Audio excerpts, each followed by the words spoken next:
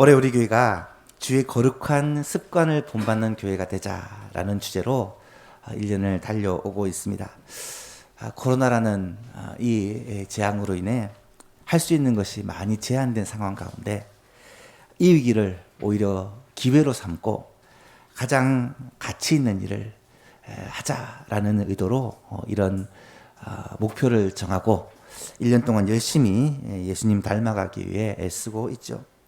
전반기에는 예수님의 거룩한 습관이 어떤 것들이 있는지 우리가 성경에서 한번 찾아보면서 예수님의 모습을 닮아가기 위해 애를 썼습니다. 기도하는 습관, 말씀 묵상하는 습관, 또 섬기는 습관, 전도하는 습관, 가족을 사랑하고 교회를 사랑하시는 주님의 모습을 우리가 살펴보았죠. 그리고 하반기에는 예수님의 가르침 가운데 가장 귀한 가르침이라고 말할 수 있는 이 산상보훈 말씀을 하나하나 살펴보면서 예수님의 제자로 어떻게 살아야 될까라는 것을 함께 고민해 보고자 합니다. 주님은 산상보훈을 시작하시면서 가장 먼저 너희가 가장 복된 자다. 예수 믿는 우리가 이 세상에서 사실은 가장 복된 자다라는 것을 매우 강조를 하십니다. 그리고 나서 우리의 정체성이 세상의 소금과 빛이라는 것을 말씀해 주고 계시죠. 그리고 이제 세상에서 가장 복된 자요, 소금과 빛인 우리가 이 땅에서 어떻게 살아야 될지를 예수님께서 잘 설명을 해주고 계시는데, 유대인들, 당시 예수님의 이 말씀을 들은 그 유대인들이 알고 있던 구약의 말씀, 율법, 이 율법과 예수님과의 관계가 어떠하다라는 것을 가장 먼저 말씀을 해 주십니다. 예수님은 율법을 폐하기 위해, 율법을 끝내기 위해 오신 것이 아니라 율법을 완전하게 하기 위해 오신 분이다라는 것을 먼저 선언을 하십니다. 예수님이 율법을 완전케 하시기 오셨다고 하면 우리는 이 율법을, 성경의 말씀들을 어떻게 순종을 해야 되느냐, 세 가지를 말씀드렸죠. 율법의 말씀을 순종하되 주 안에서 순종해야 된다. 예수 그리스도 안에서 순종해야 된다.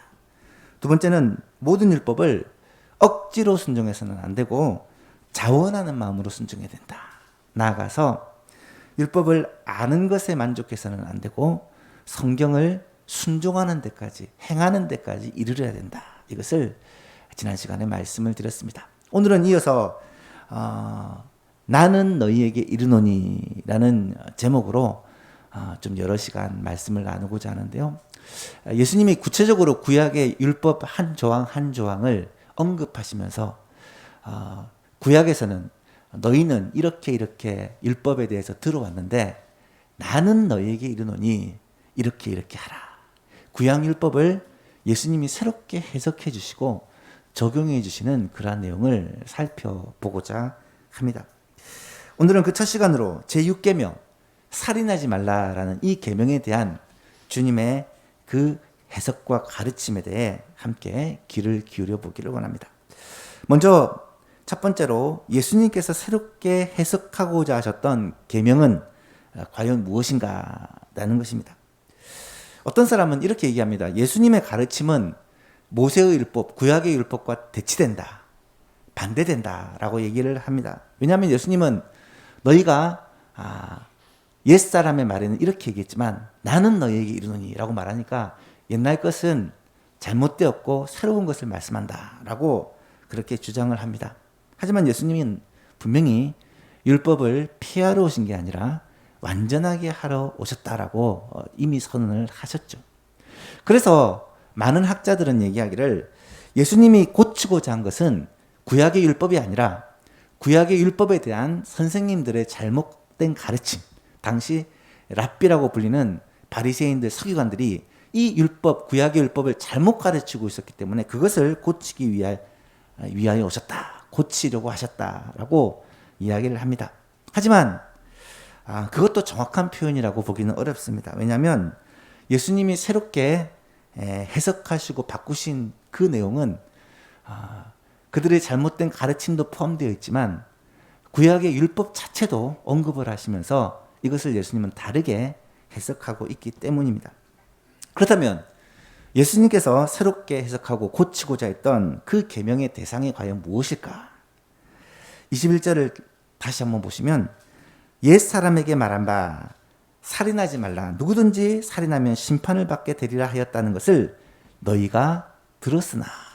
이 표현이 반복되어 나옵니다. 계속해서 옛사람에게 말한 바 뭐라고 한 것을 너희가 들었으나. 말 그대로 옛사람에게 말한 바, 이 말은 옛사람들, 너희 조상들에게 준 율법을 말하는 것이고, 너희가 뭐라는 것을 들었으나라는 건 이 율법에 대해서 지금 유대인들이 알고 있는 것, 배웠던 것을 말하는 것입니다. 유대인들은 예전부터 율법에 대해 많이 들었고 또 그것에 대해서 알고 있습니다. 그런데 그 알고 있는 바가 문제가 있다는 거죠. 그래서 그것을 예수님은 새롭게 가르쳐주고 계신 것입니다. 여러분, 유대인들이 들어서 알고 있던 그 율법의 내용, 그것은 과연 어떤 것이었을까? 여러분, 모든 유대인들은 어려서부터 부모님을 통해 율법을 배웁니다. 성경의 토라라고 하는 모세오경을 어릴 때부터 부모를 통해 배우게 되어 있어요. 뭐 들어보셨죠?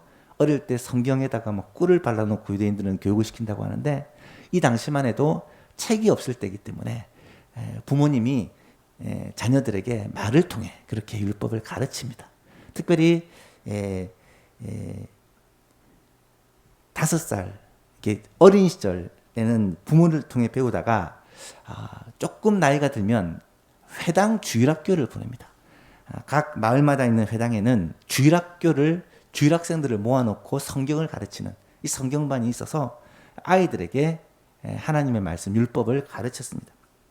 그리고 이제 성인이 되면 그들은 안식일마다 회당에 모여서 하나님의 말씀을 듣습니다. 랍비가 하나님의 말씀을 읽고 그 말씀을 풀어 가르치는 그러한 회당 예배가 진행이 되게 되죠. 그런 가르침들을 모든 유대인들은 어려서부터 평생 동안 들어왔고 그래서 알고 있다라는 거예요. 그런데 그 알고 있는 것 가운데 옳은 것도 있지만 잘못된 것도 있다라는 것이 문제이죠. 실제로 유대인들은 이 율법에 대한 열심히 특심한 사람들이었습니다.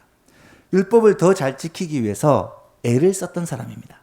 제가 여러 번 말씀드렸지만 율법학자들은 이 율법의 내용 중에 뭐뭐 해라 하지 말라는 내용을 다 이렇게 정리를 했어요. 뽑아가지고 613가지 조항을 만들고 그 각 조항에 대해 세부 조항을 만들기 시작했는데, 어떤 것은 뭐 대여섯 개, 어떤 것은 수십 가지가 달릴 정도로 세부 조항을 만들어 놓고는 그런 세부 조항까지 다 율법에 포함을 시켜서 이거를 잘 지키는 사람이 경건한 사람이요, 하나님을 잘 섬기는 사람이라고 생각을 했다는 거예요. 그래서 백성들은 이 율법에 많은 진들을 떠안고 살아가게 된 것입니다. 여러분, 요즘 탈레반을 모르는 사람 아마 없을 것입니다. 그런데 많은 사람들은 궁금증을 가지죠. 아니, 이슬람 나라들은 같은 교리를 가지고 있다는데 왜 그렇게 싸우고 전쟁을 벌이느냐? 왜 그들은 탈레반이나 알카에다, IS 이런 무장 단체를 만들어서 그렇게 사람들을 죽이고 폭동을 일으키고 전쟁을 일으키고 테러를 자행하느냐? 참 이해하기 힘든 그런 부분들이 있습니다. 여러분, 모든 이슬람 국가들의 공통적인 목적이 뭐냐면 전 세계를 이슬람화하는 것입니다. 그것은 예외가 없습니다. 우리나라에 지금 난민으로 들어온 이슬람 사람들도 꽤 많이 있는데, 그들도 사실은 전 세계 이슬람이라는 목적을 포기하지 않고 있습니다. 이슬람 교리는 그 목적을 위해서 심지어 전쟁이나 폭동이나 테러나 살인까지도 용인할 정도로 그렇게 이 목적을 중요시한다는 거예요. 그리고 그 교리를, 그 율법을 지키는 방법은 사람들마다 다 다릅니다. 모든 이슬람 국가와 모든 이슬람 단체들은 주장하기를 자기가 제일 율법을 잘 지킨다라고 얘기를 해요. 쉽게 말해서 그들은 그들의 율법, 그들이 우리가 예수님처럼 그들이 추앙하는 인물이 무함마드라는 마지막 선지자인데, 이 무함마드가 천사 가브리엘을 통해서 받았다고 하는 이 코란을 그들의 율법으로 생각합니다. 이 코란 율법을 모두가 나름대로 해석하는 과정에 차이가 생긴 거예요. 우리가 잘 아는 뭐 수니파, 시아파 이런 것도 율법을 해석하면서 이제 차이가 생기게 되고, 이런 서로 다른 차이를 전쟁을 통해서, 테러를 통해서, 살인을 통해서 이것들을 용납하지 못하고 지금까지 갈등이 빚어지고 있다는 것입니다. 쉽게 말해서 내가 더 율법 잘 지킨다, 이걸로 지금 이슬람은 그렇게 싸우고 있는 것입니다. 예수님 시대에 유대인들도 비슷했습니다.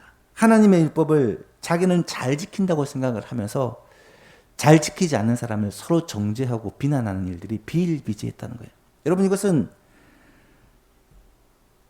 잘못된 가르침, 잘못된 교리 해석이, 성경 해석이 얼마나 위험한지를 보여주는 대표적인 예라고 말할 수 있습니다.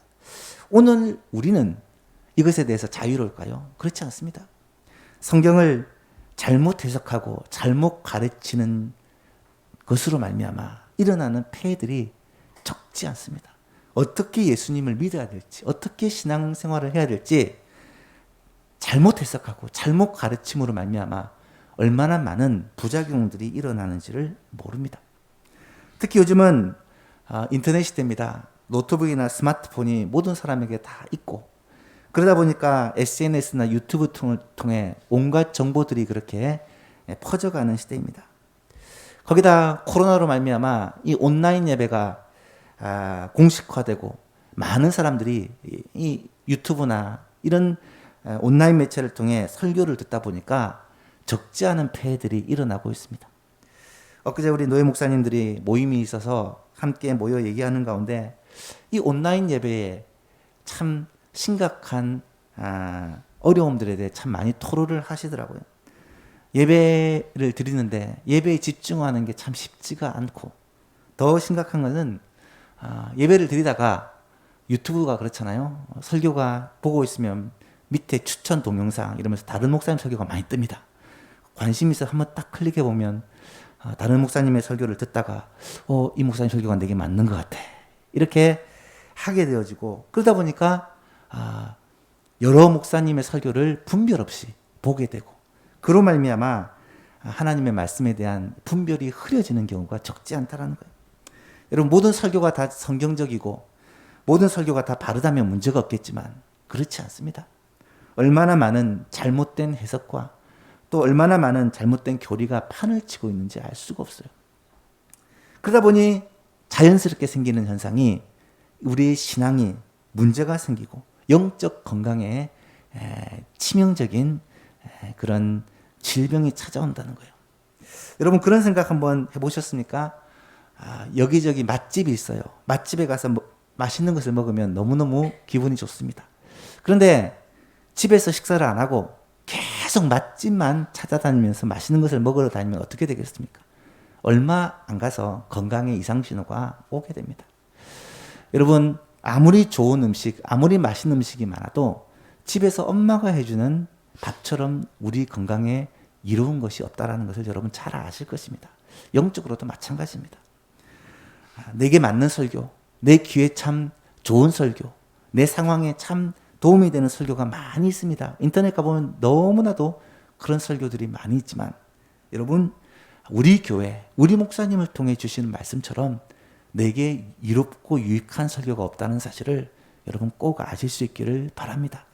이것이 집밥 같은 거예요. 어떻게 보면 좀 심심할 수 있고 비슷한 내용이 반복되다 보니까 지겨울 수도 있겠지만, 여러분, 영적 건강을 위해서는요, 바른 해석과 바른 적용이 너무 중요하다라는 것을 꼭 아시고, 다른 사람, 다른 목사님, 물론 때에 따라 한 번씩 이런 말씀을 통해 도전받고 또 영적으로 충전을 받는 게 필요하겠지만, 우리 목사님, 우리 교회, 우리 예배를 소중히 여기는 모든 성도님 될 수 있기를 간절히 바랍니다. 말씀으로 돌아와서, 그렇게 예수님께서 나는 너희에게 이르노니 라고 하신 이 말씀에는 어떤 의미가 있냐면, 적어도 세 가지 정도의 의미가 있습니다. 첫 번째는 당시 서기관과 바리새인들이 랍비라고 하면서 가르쳤던 그 가르침에 문제가 있었다는 거예요. 그래서 그것을 바르게 가르치기, 교정하기 위함이 있었고, 또 하나님께서 율법을 처음 주실 때는 그런 의도가 아니었는데 사람들이 이것들을 해석하고 받아들이면서 변형된, 그래서 하나님의 그 본심을 드러내는, 하나님의 그 원래 뜻을 밝히는데 예수님의 가르침이 집중되어 있다는 것이고, 마지막으로 오늘 우리가 이 율법을 받아들이고 지키는 데 있어서 어떻게 하는 것이 바른 것인가, 예수님의 해석과 적용이 나타나고 있다는 거예요. 그래서 이 산상보험은 구약의 율법을 우리가 이해하는 가이드가 된다라고 생각을 하시면 됩니다. 그래서 이 말씀을 통해 우리는 하나님의 말씀을 어떻게 받아들이고 어떻게 순종할 것인지 그 가이드로 삼는 그런 시간들이 되었으면 좋겠습니다. 두 번째로 예수님께서는 그러면 6계명, 살인하지 말라는 이 6계명을 어떻게 새롭게 해석하고 있는가 하는 것입니다. 21절과 22절을 다시 한번 보십시오. 옛사람에게 말한 바 살인하지 말라, 누구든지 살인하면 심판을 받게 되리라 하였다는 것을 너희가 들었으나 나는 너희에게 이르노니, 예수님의 새로운 해석입니다. 형제에게 노하는 자마다 심판을 받게 되고, 형제에 대하여 라가는 욕을 하는 거예요. 욕을 바보, 멍텅구리 이런 뜻이랍니다. 라가라 하는 자는 공에 잡혀가게 되고, 미련한 놈이라고 하는 자는 지옥불에 들어가게 되리라. 당시 사용하는 그런 욕을 표현한 것들입니다. 여러분, 출애굽기 20장에 보면 살인하지 말지니라 라고 간단하게 되어 있어요. 그런데 오늘 예수님께서는 살인하지 말라, 누구든지 살인하면 심판을 받게 되리라 라고 하는 것을 너희가 들었으나, 이 말은 구약의 율법에다가 좀 더 첨가를 시킨 당시 랍비들의 가르침이 아닌가라고 이야기하는 사람도 있습니다. 하지만 여러분, 살인하지 말라, 만약에 살인하면 하나님의 심판을 받게 된다는 것은 구약 율법에서 말하는 내용입니다. 출애굽기 20장 외에도 살인에 대한 규례가 많이 나타나는데, 예를 들면 출애굽기 21장, 레위기 24장, 민수기 35장, 신명기 19장 등을 보면 남을 죽이는 자는 반드시 죽일지니라, 또 남을 죽이는 것이 고의로가 아니고 만약에 실수로 죽였다면 또 그에 대한 벌을 받도록 하나님은 이거에 대한 심판을 분명히 말씀하고 있습니다. 그래서 살인하지 말라, 살인하면 심판을 받게 된다는 것은 사실 구약의 율법의 내용이다라고 말을 할 수 있습니다. 그렇다면 무엇이 잘못된 것일까? 이 말이 무엇이 잘못된 것일까? 그것은 이 말씀 자체가 잘못된 것이 아니라 이 말씀을 받아들이는 유대인들의 태도, 유대인들의 그 율법을 지키는 태도가 잘못되었다는 거예요. 무슨 말입니까? 그들은 살인하지 말라는 주님의 명령을 왜 지키느냐? 심판을 받지 않기 위해서, 벌을 받지 않기 위해서 지키더라는 거예요. 그런데 예수님께서 말씀하시고자 하는 그 핵심이 뭐냐?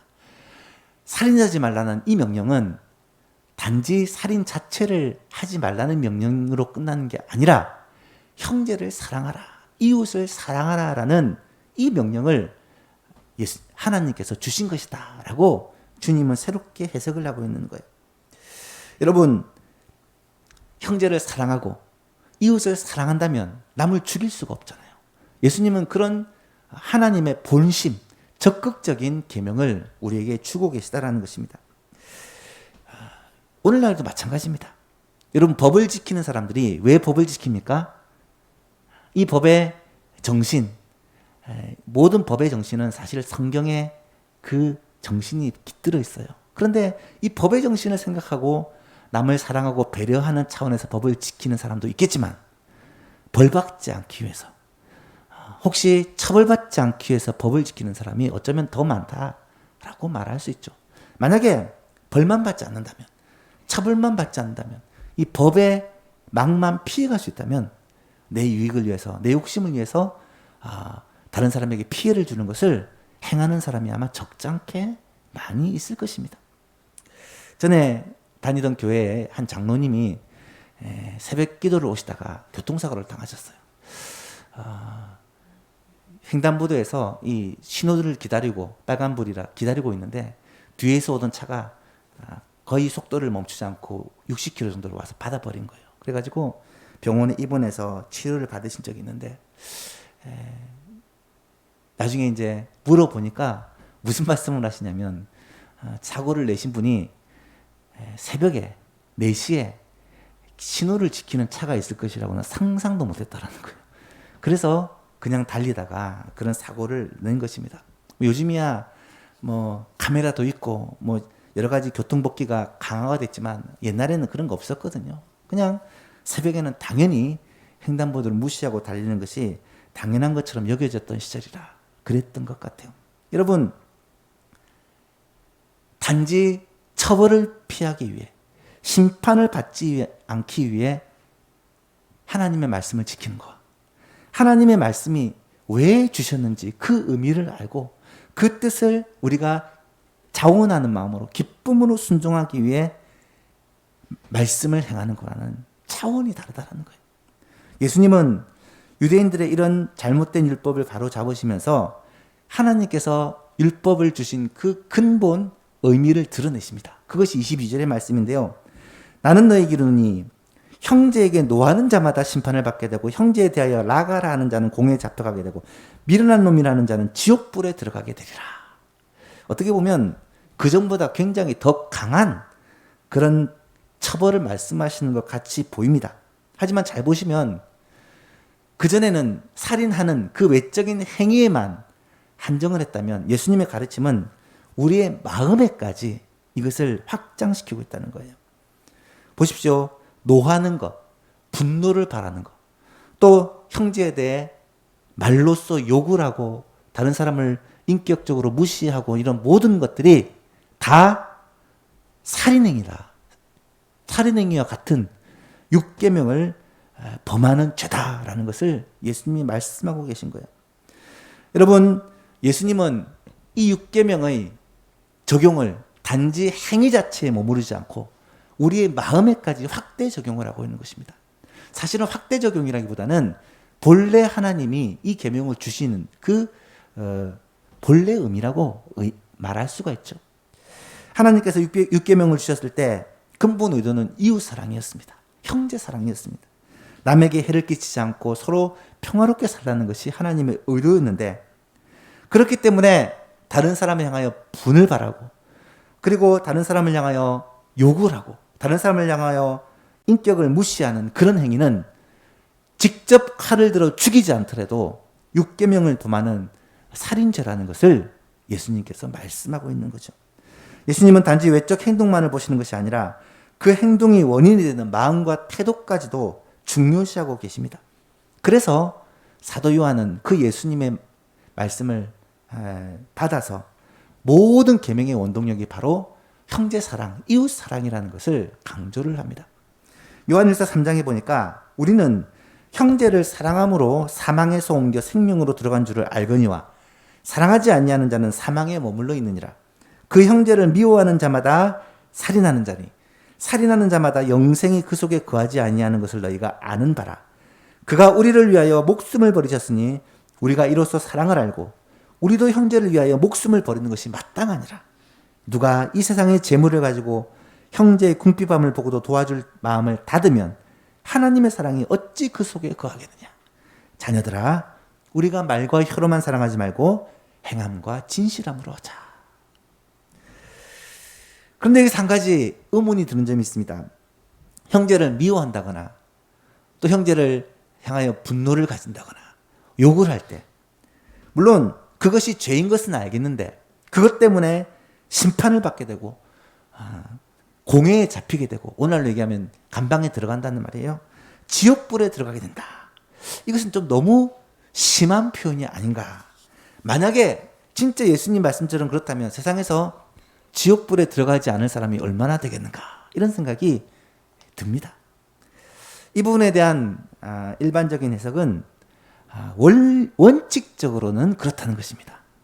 만약에 하나님의 계명에 살인하면 심판을 받게 된다고 했는데, 마찬가지로 형제를 미워하거나 형제에 대한 분노가 막 치밀어 오르거나 형제를 향하여 욕을 퍼붓거나 하는 것도 원칙적으로는 살인과 똑같은 심판을 받게 된다는 것이 하나님의 계명이라는 거예요. 왜냐하면 살인이 죄인 것처럼 이런 것도 죄이기 때문입니다.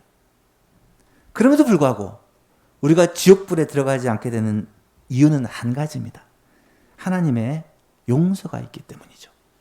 하나님은 왜 우리를 용서해 주십니까? 예수 그리스도의 십자가 구속의 사건으로 말미암아 우리 대신 그 죄와 형벌을 예수님이 짊어지심으로 하나님이 우리를 용서하시는 거예요.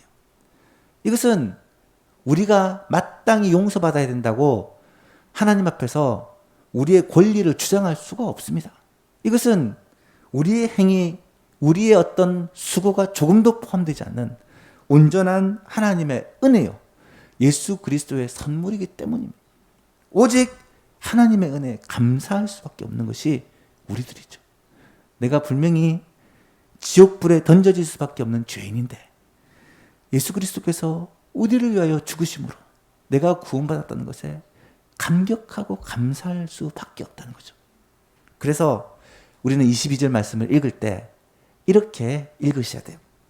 나는 너에게 이르노니 형제에게 노하는 자마다 심판을 받게 되고 형제에 대하여 라가라 하는 자는 공에 잡혀가게 되고 미련한 놈이라 하는 자는 만약에 우리에게 죄 사함의 은혜가 없었더라면 지옥불에 들어가게 되리라. 무슨 말인지 아시겠습니까? 마땅히 우리는 형벌을 받아야 되는 자인데 우리에게는 이 죄 사함의 은혜가 있음으로 말미암아 하나님의 은혜로 형벌을 면하게 되고 오히려 하나님이 우리를 위해 예비하신 영원한 하나님의 나라에 들어갈 수 있게 됐다. 우리는 이것을 감사하고 감격할 뿐이다 라는 것이 오늘 우리에게 주시는 교훈이라는 거예요. 마지막 세 번째로 우리는 그렇다면 예수님이 가르치신 이 형제의 사랑을 어떻게 실천해야 될까? 이에 대해 예수님은 두 가지 구체적인 예를 들면서 설명을 해주고 계십니다. 첫 번째가 예배의 경우입니다. 23절과 24절 같이 한번 읽어볼까요? 시작. 그러므로 예물을 제단에 드리려다가 거기서 내 형제에게 원망 들을 만한 일이 있는 것이 생각나거든 예물을 제단 앞에 두고 먼저 가서 형제와 화목하고 그 후에 와서 예물을 드리라. 아멘. 이 말씀을 잘못 오해하면 예배 드리는 것보다 형제와의 화목이 더 중요하다 이런 식으로 생각할 수가 있습니다. 여러분 이 말씀은 지금 예배 드리는 것과 형제와의 관계에 서로 비교하고 있는 그 말씀이 아닙니다. 오히려 우리의 예배가 참 예배가 되기 위해서는 어떻게 해야 되는 것을 가르치는 거예요. 여러분 예배가 무엇입니까? 예배는 하나님을 만나는 것입니다. 하나님을 만나는 것이기 때문에 가장 복된 시간이고 가장 영광스러운 자리입니다. 그렇다면 예배는 적당하게 드릴 수 없고 정말 마음을 다해 뜻을 다해 정성을 다해 최고의 예배를 드리려고 우리는 힘써야 합니다. 예배가 성도에게 있어서 너무나 소중한 것이기 때문에 그 예배는 항상 최고의 예배가 되어야 된다는 거예요. 그런데 예배를 잘 드리기 위한 조건 가운데 매우 중요한 하나가 사람들과의 관계에 있다는 거예요. 다시 말하면 형제의 관계 속에 심각한 문제가 있다면 하나님이 받으시는 온전한 예배를 드리는데 걸림돌이 될 수 있다는 것입니다. 여러분 우리 마음에 시기와 질투가 있고 분노와 미움이 있다면 하나님을 어떻게 온전한 예배를 올려드릴 수 있겠습니까? 따라서 예수님은 이 가르침을 통해 무엇을 강조하고 계십니까?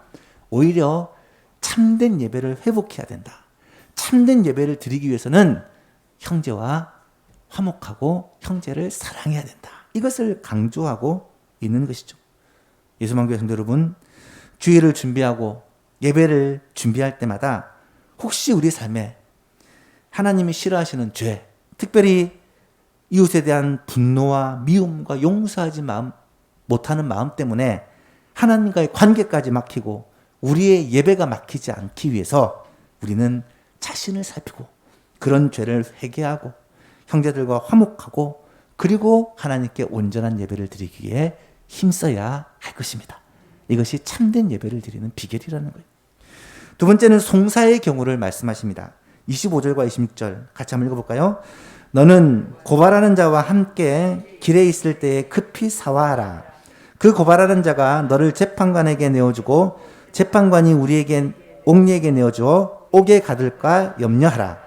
진실로 내게 이르노니 내가 한 푼이라도 남김이 없이 다 갚기 전에는 결코 거기서 나오지 못하리라. 아멘. 이것도 예수님께서 말씀하시는 그 핵심이 뭐냐? 이웃과 화목해야 된다. 이웃과 문제가 생겼을 때 그 문제를 빨리 해결해야 된다는 것을 예수님은 강조하고 있는 것입니다. 여러분, 이웃과 살아가면서 문제가 생길 수 있습니다. 서로 이해관계나 또 오해나 또 여러 가지 관계로 말미암아 어려움이 생길 수도 있습니다. 하지만 내가 뭘 잘못했는데 늘 이웃과 다투고 싸우고 끝까지 내가 손해보지 않고 내 자존심에 상처를 받지 않고 결국은 남을 굴복시키고 승리하기 위해 끝까지 애를 쓰지 말라는 것입니다. 오히려 어떻게 하면 이웃과 화목하고 좋은 관계를 가질 수 있을까? 이것을 애쓰라는 것입니다. 왜 그래야 됩니까? 가장 중요한 이유 가운데 하나는 우리가 은혜를 받은 자이기 때문입니다. 여러분, 우리는 하나님의 은혜를 받은 자입니다. 하나님과 원수된 자였는데 예수 그리스도의 그 보혈의 공로로 말미암아 이 원수된 관계가 하나님과의 화목된 관계로 바뀌게 되었습니다. 죄의 사함을 받게 되었고 천국 백성이 되었고 하나님의 자녀가 되었고 하나님의 인도하심과 보호하심 속에 우리가 구하고 기도하는 것은 받아 누리며 살 수 있는 그런 복된 존재가 되었다는 거예요. 그렇다면 우리는 다른 사람을 향해서도 너그러운 마음을 가질 수 있어야 된다는 거예요. 사랑받은 자가 사랑할 수 있고 용서받은 자가 용서받을 수 있고 은혜를 받은 자가 은혜를 베풀 수 있기 때문에 남과 화목하는 것이 성도의 마땅한 바다라는 거예요. 그래서 바울은 로마서에서 아무에게도 악을 악으로 갚지 말고 모든 사람에게 선한 일을 도모하라. 할 수 있거든. 너희로서는 모든 사람들과 더불어 화목하라 라고 명령하고 계신 것입니다. 여러분, 이런 은혜가 예수만교회 모든 성도들에게 있기를 주님의 이름으로 축복합니다. 말씀을 맺습니다. 오늘은 제6계명에 대한 주님의 해석과 새로운 가르침에 대해 함께 생각을 해보았습니다. 여러분, 제6계명은 단순히 살인하지 말라라는 명령이 아닙니다. 이 명령을 훨씬 뛰어넘어 내 형제를 그리고 내 이웃을 사랑하라는 주님의 그 중심이 담긴 명령입니다. 주님은 그 계명의 깊은 뜻을 드러낼 뿐만 아니라 소극적인 명령을 적극적인 명령으로 우리에게 가르쳐주고 계신 것입니다. 어떻게 해야 되겠습니까? 하나님의 은혜를 받은 자로서 그 받은 은혜를 가지고 형제들을 사랑하고 섬기며 하나님께 엄청난 사랑을 받은 자로서 이제는 그 사랑을 우리의 이웃들과 함께 나눌 수가 있어야 한다는 거죠. 이것이 우리 성도가 살아가는 삶의 방법이라는 것입니다. 사랑하는 여러분, 이번 주는 추석 명절이 있습니다. 추석 명절이 되면 아마 스트레스를 받는 분이 적잖게 계실 겁니다. 가족들을 만나는 것이 기쁨이 되고 즐거움이 되는 분도 계시지만 가족들을 만나는 것이 스트레스가 되고 짐이 되는 분이 분명히 계실 것입니다. 왜요? 관계가 항상 좋지 않기 때문이죠. 가면 내가 헌신하고 수고하고 일하지만 좋은 소리 못 듣고 늘 안 좋은 소리만 들어야 되는 그런 상황에 놓이기 때문입니다. 여러분, 하지만 우리는 그리스도인입니다. 그리스도인은 세상에서 빛이요 세상에서 소금입니다. 우리는 단지 살인하지 말라라는 명령을 넘어서 형제를 사랑하라, 이웃을 사랑하라는 이 주님의 명령을 받은 자들입니다. 그렇다면 우리가 이미 받은 은혜와 사랑을 우리가 꼭 기억하고 가족들을 만나고 또 친지들을 만날 때 그들에게 내가 먼저 다가가고 내가 좀 더 수고하고 그들을 섬김으로 말미암아 이 추석 명절이 하나님의 사랑을 베풀고 나누는 그런 복된 시간이 될 수 있기를 주님의 이름으로 축복합니다. 그렇게 되면 하나님께서 영광을 받으시고 주의 이름이 전파되는 복된 추석이 될 것입니다. 그런 은혜가 예수망 모든 가족들에게 함께하기를 예수님의 이름으로 축복합니다.